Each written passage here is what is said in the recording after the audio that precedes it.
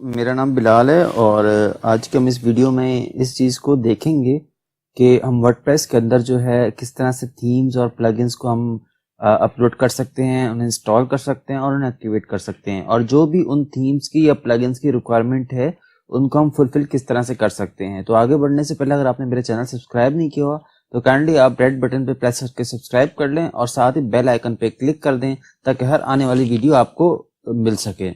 Start करते हैं। सबसे पहले जैसे ही आप लोग वर्डप्रेस के डैशबोर्ड में लॉगिन होंगे तो अगर आपने मेरे पहले की वीडियोस नहीं देखी है तो काइंडली पहले उन्हें देखें ताकि आपको जो ये सीरीज जो है प्रॉपर तौर पे समझ आ सके और आपकी स्किल जो है वो प्रॉपर तौर पे सेट हो सके।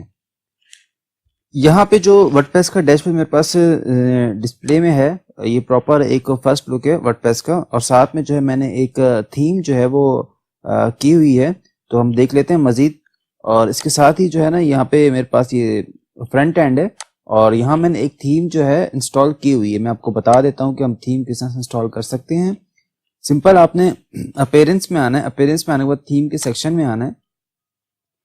थीम इंस्टॉलेशन के लिए हमारे पास दो तरह की डिटेल्स मौजूद हैं। एक वो थीम्स हैं जो कि हमारे पास फ्री में थीम्स हैं जो कि वर्डप्रेस के अपनी डायरेक्टरी के अंदर हैं, और सेकंड वो अगर जो आपने प्रीमियम थीम परचेज की हुई है या अगर आपने जो है कहीं से आपके पास भी थीम अवेलेबल है तो आप वो भी अपलोड कर सकते हैं। सिंपल अगर मैं यहाँ पे जैसे मैं थीम्स पे आया तो तीन मेरे पास ऑप्शंस आ चुके हैं। यहाँ पे प्रीमियम थीम्स, wordpress.org थीम्स, ये फ्री की थीम्स होती हैं, और इसके साथ ही अपलोड थीम।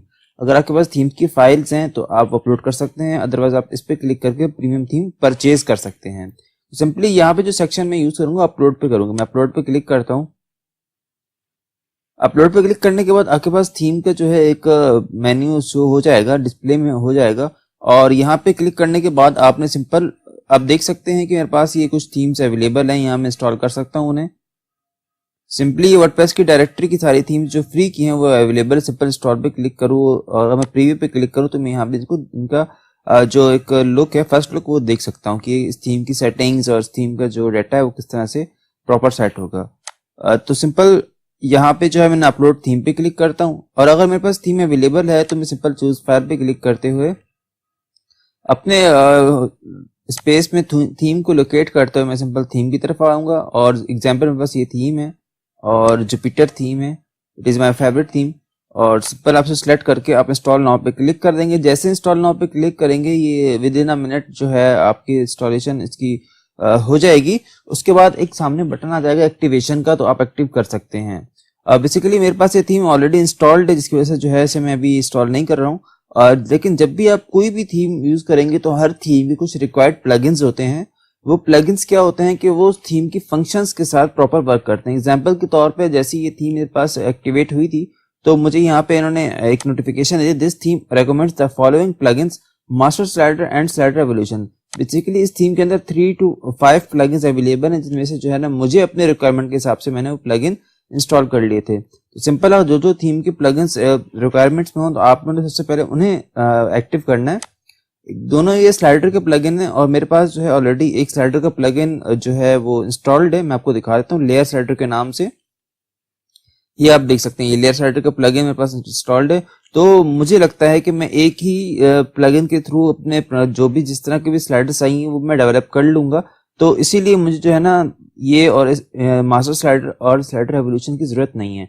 लेकिन अगर आपको लगता है कि आपकी रिक्वायरमेंट्स ऐसी हैं क्योंकि इन दोनों की जो है ना अपनी अपनी अलग अलग सेटिंग्स हैं, अपना अलग अलग डिजाइनिंग है, तो आप वो भी एक्टिवेट कर सकते हैं। एग्जाम्पल यहाँ पे जो भी मैं नहीं कर रहा हूँ, सिंपल एक्टिवेट करने के बाद अगर आप प्लगइन्स की तरफ आते हैं, दो सेक्शन आते हैं हमें किसी भी वेबसाइट के लिए, एक थीम के लिए और एक प्लगइन के लिए।